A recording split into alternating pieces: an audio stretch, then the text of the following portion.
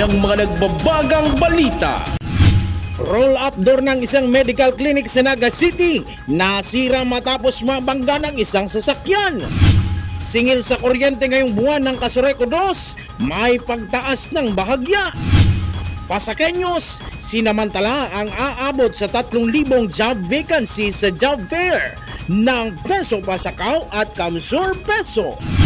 At mobility ng mga PWD at seniors napagaan dahil sa handog na rollator at wheelchair mula sa Kamsur LGU.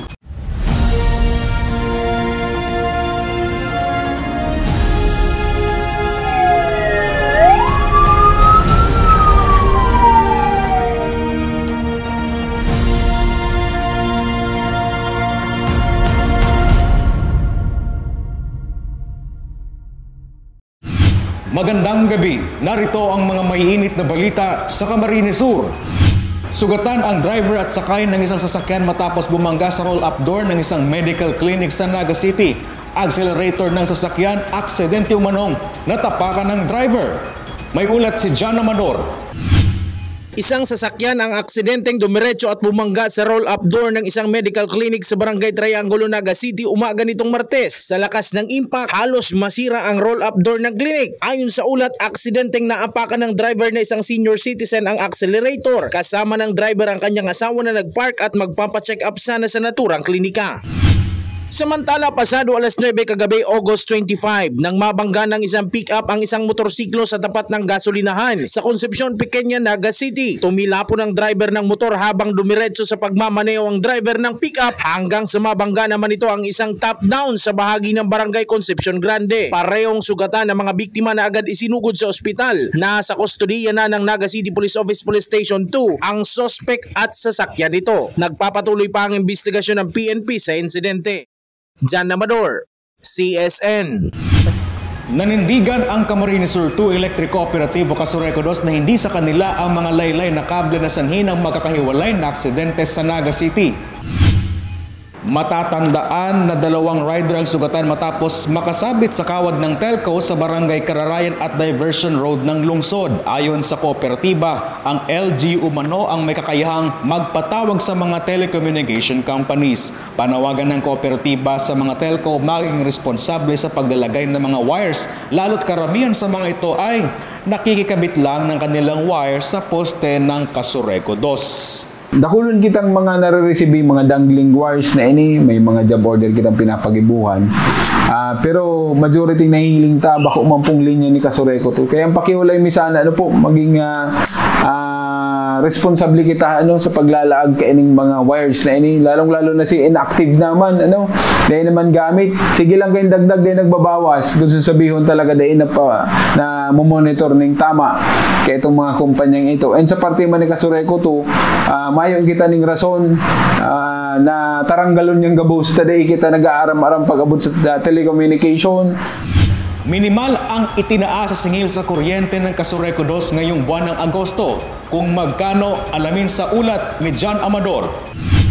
Bahagyang tumaas ang singil sa kuryente ng Casureco 2 ngayong buwan ng Agosto. Ayon sa kooperatiba, 1.5 pesos per kilowatt hour ang itinaas sa singil sa kuryente ngayong buwan. Umaabot na sa 7.83 pesos kada kilowatt hour ang singil sa residential consumers, 6.99 pesos kada kilowatt hour sa low voltage, habang 5.91 pesos per kilowatt hour sa high voltage consumers. Nailuwas na po si taripa sa kuryente for the month of August 2025 na kung saan talagang may kadikit lang na pag langkaw, siguro nagmi-minimum kita ng nasa 14 centavos.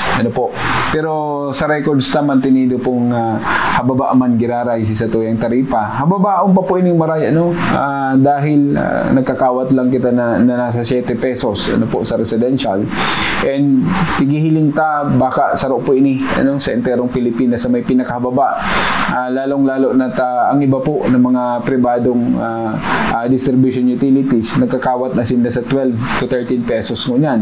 Medyo paborable po sa satuyang mga konsumidores na yaonig di sa probinsya kang Camarines Sur na hababa po sa tuyang taripa. Gayunman, ipinaalala ng kooperatiba na ang halaga ng bayarin sa kuryente ay hindi lamang nakabatay sa taripa, kundi sa konsumo ng kuryente ng bawat konsumidor. Kabilang sa mga maaaring makaapekto sa pagtaas ng electric bill ay ang pagtaas ng konsumo dahil sa paggamit ng mga kasangkapang elektroniko at air conditioning, lalong-lalo na sa panahon ng tag-init o mga mahalagang paghahanda sa komunidad. Nakadepende duman sa sitwasyon kong panahon, although nagiging paborable sa tuya ngunyan dahil bakong gayong mainit. Pero ngunyan na may kasiributan sa Peña Francia, mag-expect kita na ining masurunod na mga bulan ang konsumo po malangkaw dahil syempre preparasyon duman sa endang handa, si piyesta, may mga bisitang maarabot. Pinapayuhan naman ng Kasureko ang publiko na maging masinop sa paggamit ng kuryente at bantayang mabuti ang mga electric appliances upang maiwasan ang labis na singil sa kuryente. Jan Amador, CSN. Hindi lang mga taga-Pasakaw na job seeker ang dumalo sa job fair ng Peso Pasakaw at Peso Kamsur, kung saan alok dyan ang nasa 3,000 local jobs. Ilang job seeker sa job fair na hired on the spot. Narito ang ulat. Aabot sa 3,000 local jobs ang pinilahan ng mga job seekers sa job fair sa Pasakaw, Camarines Sur na inorganisa ng Peso Pasakaw, katuwang ang Kamsur Peso at Provincial Government ng Camarines Sur under Governor El Rey Villafuerte. Isa sa mga maagang pumili sa job fair ang fresh graduate na si Mary Joy Nuica na nais pumasok sa military service. Mula pagkabata ay talagang pangarap niyang maging sundalo. Isa ang Philippine Army sa mga nag-alok ng mga trabaho sa mga job seeker. I want to be a role model or contribute po especially to para maging role model po sa mga next generation. Ang fresh grad rin na si Girly Loza na produkto ng Governor Mariano Villafuerte Community College o GMVCC na hired on the spot at magsisimula na sa Setyembre na magtrabaho sa Batangas. Dahil sa GMVCC sa pinag-aralan ko sa Lidmanan, marami kong natutunan sa kanila kasi lalo sa mga pag-communication, pag-communicate sa mga tao, kahit sa mga bata, ganyan, kasi teaching education din po ako, sir. Ayon sa Peso Pasakaw, hindi lang mga residente ng bayan ang dumalo sa job fair dahil may mga job seeker rin mula sa iba pang bayan sa Kamsur. Dahil sa programang ito ng provincial government ng Kamsur ay hindi na kinakailangan pang lumuwas ng bayan o Maynila ng isang job seeker para lang maghanap ng trabaho. Dahil sa partnership ng provincial government ng Camarines Sur at ng private companies kasama ang government agencies ay inilalapit na ito sa mga komunidad. Samoy akong pasasalamat sa satuyang padangat na Gobernador El Rey Villafuerte sa tabang po kang satuyang Congressman Luigi Villafuerte asin sa pamamayokan samuyang Municipal Mayor Nino Tayco. Katuwang ang satuyang Sangguniang Bayan members sa panginginot ni Vice Mayor Bengua. Salamat po. Ini po sa banner kang hataw Pasakaw ni Mayor ang pagtauning trabaho sa mga taga-Banwaan ng Pasakaw na para po dahil na magduman sa harayong lugar para maghanap ng trabaho magastos. Kaya po ang trabaho, oportunidad, tigraranita po sa Banwaan kang Pasakaw. Hired on the spot po ako. Thank you, Gov. Chris Novelo, CSN. Nagpapatuloy ang pagtugis ng PNP sa mga individual na mga nagtatago sa batas. Kabilang dyan ang mga suspect na may standing warrant of arrest sa kasong pagnanakaw, murder, illegal drugs at iba pa. Narito ang ulat. Patuloy ang isinasagawang manhunt operation o pagtutugis ng kapulisan sa mga suspect na nahaharap sa iba't ibang kaso. Kabilang dyan ang robbery at theft, murder, illegal drugs, illegal logging at iba pa. Yan kasi parte po ng masigasig na pagtatrabaho ng ating mga kapulisan sa pamumuno ng ating Provincial Director, Police Colonel Virgilio Olala Jr. Kailangan sustained yung effort na to curb crime kasi kailangan po na talagang maging masigasig lalo na dito sa mga pag-aaresto ng mga suspects or accused na may mga warrant of arrest. Ayon sa PNP, isinasagawa nila ang manhunt operation dahil sa malaking numero ng mga may outstanding arrest warrant sa buong bansa na sa kanilang datos ay umaabot na sa higit 20,000. Meron ka tayong tinatawag na manhunt operation. So itong manhunt operations natin kumbaga hinahunting, manhunting. Okay. So manhunting, hindi manhunting ng kung sino lang, kundi yung may mga warrant of arrest. Kasi ayon nga sa ating datos, recent lang ang number ng mga may warrant of arrest sa buong bansa ay nasa 20,000 plus. More or less nasa 21,000 plus na mga taong akusado sa iba't ibang krimen. Malaking tulong na rin umano ang pagre-report ng mga nasa komunidad na hinggil sa mga nagtatago sa batas na malapit sa kanilang lugar. Nagpapasalamat talaga kami sa mga tumatawag sa aming mga kapulisan para i-report lalo na itong mga taong may mga warrant of arrest. Hindi po ito magagawa ng kapulisan lang. Napaka-konti po namin lalo na dito sa probinsya ng Camarines Sur. Pero kung ang buong pamayanan, ang buong taga Camarines Sur ay tutulong po sa amin, magtulungan po tayo, sigurado po na hindi lang bababa ang krimen, maaring wala na pong krimen na mangyari sa ating lugar. Sabi nga po, you police also yourself, your own family. Hindi yung ibig sabihin na populisin mo, maging pulis ka na as kagaya namin, kundi yung trabaho ng law enforcement starts also with the home. So yung pagdidisiplina at yung information dissemination, lalo na sa mga krimen, nagsisimula yan sa pamilya. Hinihikayat ng PNP ang pagdial ng 911 hotline para sa mas mabilis na responde ng kapulisan sa anumang insidente. Jan Amador, CSN. One-stop shop medical services ang handog ng provincial government ng Camarines Sur sa bayan ng Pasacao, dala ang state-of-the-art healthcare on-the-go assets. Narito ang ulat. Medical, laboratory, at eye clinic on wheels at iba pa. Ilan lang yan sa mga makabagong healthcare on-the-go asset ng provincial government ng Camarines Sur na naghandog ng libreng one-stop shop medical services sa bayan ng Pasacao. Inabutan ng news team si Rosela Juanillo na nakapila sa eye clinic on wheels ng probinsya. Si Rosela na nearsighted at higit sa 1 taon nang hindi gumagamit ng salamin. Pakiramdam tuloy niya na mas lalong lumabo ang kanyang paningin. Pero po, nagamit ko siya pero hindi po talaga siya kaya tinigil ko. Bakit mo tinigil? Hindi na nga po siya swak sa mata ko, lalo pong nasakit yung ulo ko. Ayon sa espesyalista sa mata na si Dr. Ken Llagas, ang kondisyon sa mata ni Rosela na maaring katulad rin ng iba pang nabinipisyohan ng libreng eye check-up at salamin ay maaring mauwi sa pagkasira ng mga mata. Binigyang diin ng espesyalista ang worst case scenario ng hindi tamang paggamit ng salamin. Yes, of course. Kasi ang mata, it's just like a computer. Pag ang computer, baga dahil mo man na-use, nagamit na nararaot. Now, if you have prescription, lalo na pag haralangkawon, mga nearsighted, ang problem nila sa distance. Once ni-stop mo yon, magkakaroon ka ng kulog talaga ng payo, masuffer kang pain. Ngunit dahil sa mga makabagong healthcare on-the-go asset na ito ng CAMSUR LGU sa pamumuno ni Governor El Rey Villafuerte, katuwang sina Congressman Luigi at Congressman Migs Villafuerte, tulad ng state-of-the-art na eye clinic on wheels na umiikot sa mga komunidad sa CAMSUR, naaagapan ang pagkasira ng mga mata at nandidetect ang early symptoms ng katarata, pagkabulag ng mata at iba pa. Sa pamamagitan ng naturang medical asset, mas nabibigyan ng pag-asa ang mga Camarinenseng, luminaw pa ang kanilang paningin at makita ang maliwanag at ganda ng kapaligiran sa mundong ibabaw. Actually, etong benefits na makukuha nila is talagang 100% perfect. Kasi mostly sa mga indigents, they cannot go to the optical in Naga City. Even nga, pamasahing wala sinda. So, they only complaining daw, wala kami pamasahe, wala kami pag-ibo. So when it comes na to yung Optabus, they're very happy kasi yung needs nila na fulfill. Chris Novello, CSN. Dagsa ang mga Camarinenseng na binipisyohan ng libreng chiropractic therapy na libo-libo ang halaga sa private clinics, ngunit libreng inihandog ng CAMSUR LGU. Narito ang ulat.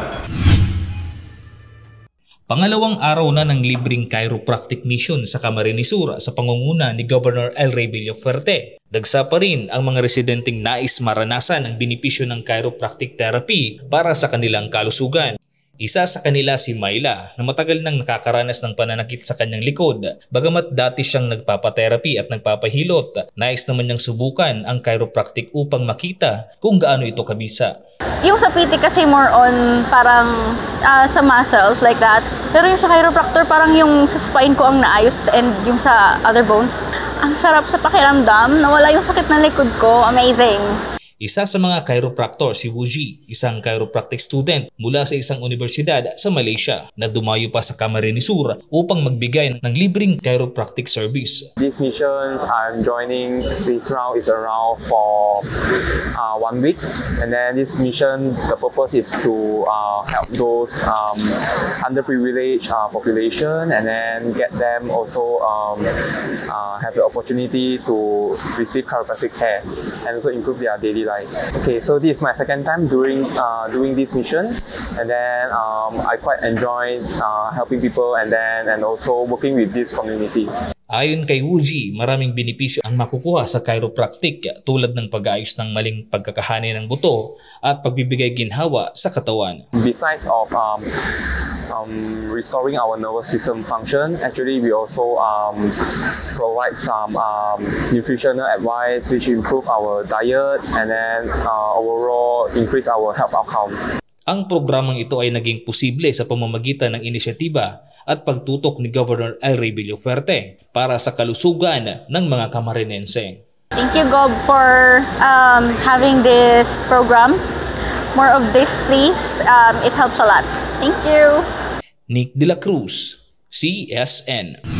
Nagpatagisan sa kanilang obra ang nasa 16 na tattoo artist mula sa iba't ibang panig ng Bicolandia. Pagpapalakas pa ng sining at kulturang Pinoy sa likod ng tattoo. Layunin ng Expo. Narito ang ulat.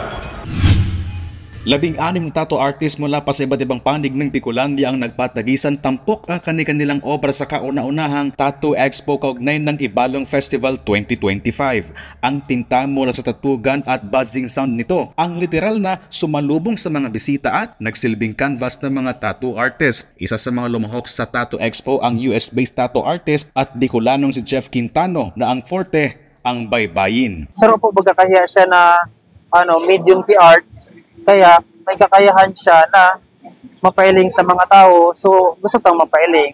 Kaya po ako, dahil yung ang trabaho ko, tigpili ko lang na ihilaog subaybayin din sa na. Ang bawat marka sa katawan ni Jeff patunay ng kanyang pagmamahal hindi lang sa baybayin, maging sining at kultura ng Pilipinas. Ayon sa organizer ng event, matagal na nilang itinutulak na mas pang maipakilala at yakapin ang kultura ng mga bagong henerasyon. Ang tattoo na malalim ang parte sa pagiging Pilipino ng mga Pilipino. Ang mythological sa Filipino culture ng mga myths is depicted with tattoos. So, alloy mo na siyang pigpo-post na why not i-embrace ta na ever since or maski sa mga epiko tig-celebrate tig-depict na may mga tattoos ang mga heroes, ang mga characters sa mga creatures. Tapos na-embody niya din sa kultura na kaito accepted siya as a badge of a community, or it's either ranking for ang iba higher ranking ka, may tattoo ka na naka-designate para sa rank mo. Layunin rin ito na maalis ang diskriminasyon sa mga taong may tattoo at artist na noon ang simbolo ay respeto at status sa lipunan. Chris Novello, CSN. Tuloy-tuloy ang pamamahagi ng wheelchair at rollator ng Kamsur LGU sa mga lolo at lola maging sa mga PWD. Ilang mga taga-partido na hantugan ng mobility assets mula sa probinsya. Panoorin sa ulat na ito. Mula nang ma-stroke 2 buwang nakakalipas ay halos mabedridden na si Marife Proyalde ng Barangay Sabang San Jose, Camarines Sur. Nasa recovery stage na si Marife sa stroke kaya unti-unti na niyang sinusubukang makalakad. Ngunit dahil kapos ay hindi makabili ng sariling rollator si Marife. Dai ko po afford magbakal. Oo, di ko makabuhat, kundi kung di ko makalakaw-lakaw kung anong gusto kong abuton, di ko maabot. Ngunit ngayon, sa tulong ng inihandog na rollator ng Provincial Social Welfare and Development Office Kamsur, tuloy-tuloy na ang pagiging road to recovery ni Marife. Isa si Marife sa mga nabigyan ng rollator at wheelchair ng Kamsur LGU sa pamumuno ni Governor El Rey Villafuerte na layong matulungan ang mga PWD at seniors sa kanilang mobility at pamumuhay. Isa rin sa nahandugan ng wheelchair ang anak ni Irene Matas ng Barangay Karaykayon, Tigaon, na labis ang pasasalamat sa natanggap na mobility asset na makakatulong sa kanilang pagaling at mobility. Salamat po kay Gov. El Rey, salamat po sa wheelchair. Salamat po maray po kay Gov. El Rey Villafuerte sa kay Luigi po Villafuerte. Salamat na maray po sa serbisyo ninyo. Tinitiyak ng probinsya na malayo at mahaba man ang lakaran ay maaabot at mahandugan ng pag-asa ang mga PWD at mga seniors ng naturang mobility assets. Nick De La Cruz, CSN.